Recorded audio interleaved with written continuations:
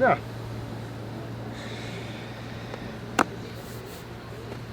Well, Interesting. this was the last day that we've been attending the court case in The Hague. We were not allowed to get in, so that's why we had our office outside. Left us. We followed everything via live stream. And in a way, it's a nice break from being in a courtroom for 3 weeks, sitting outside in the fresh air. But it's kind of strange what happened here. We've been refused entry into the court, or refused. Nobody was allowed in. Yeah, but Alex, you know, we had like written proof. We had confirmation that we would get access. The court had reserved 2 seats for us. They sent that confirmation to our attorney. We had access all days. Only yesterday and today we had not, which coincidentally sort of was when Japan had their final arguments and final conclusions. When we asked for what were the reasons we were not allowed entry, first it was the hearing is not open to the public. Second argument suddenly was technical reasons. We don't have a clue what that was supposed to mean. And finally, after a few telephone calls, the argument was that the court does not need to justify why they deny entry to visitors. So well.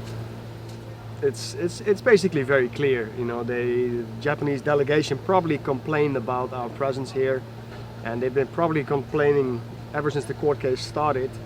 And eventually, for some reason, their complaint was taken seriously, and everybody was been denied access to the court. And obviously, they couldn't just deny Sea Shepherd because then it would be too obvious. So they in fact denied everybody from the public entry into the court. The last day and a half, Japanese presentation has been pretty much the same as they did in the first round of oral arguments, only from a different angle. They're desperately trying to win this court case. I think they have no case, because it's plain and obvious what's been happening here. Think about what has been said about scientific research. Science has been degraded to a means to justify commercial whaling.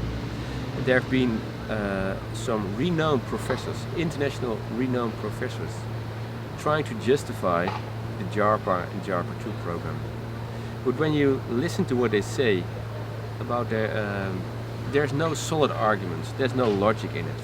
I don't know what's going to happen next. We're going to have to wait for the verdict to come out. It could take between 6 months and a year.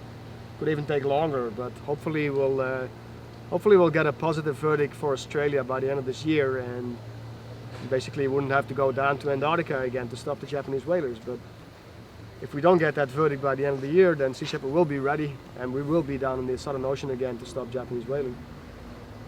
But if Japan wins, then it would be very, very disturbing, because if basically any government would be allowed to do whatever they want, then anything can happen in the world, and the environment would be under attack from all angles. So I really hope that the court will take that into consideration, that the court will realize that if they give Japan their way, then they can pretty much start polluting and start raping the ocean at an unprecedented rate, and that certainly cannot happen. If Japan tries to find a way around it, tries to manipulate the whole 1946 convention, it takes Article 8 out of context. It doesn't make sense. Can you get a quick shot of them? They were actually in the courtroom.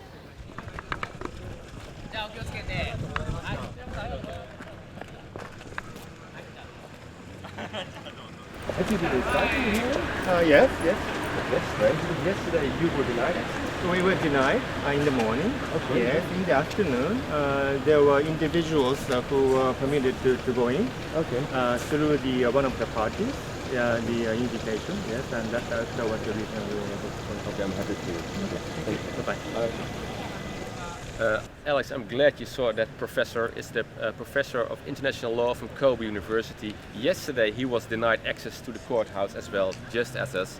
I just spoke to him and asked, dear professor, have you been attending the hearing? He said, yes, I have. And the second meeting yesterday afternoon as well. So the Australian delegations coming out as well.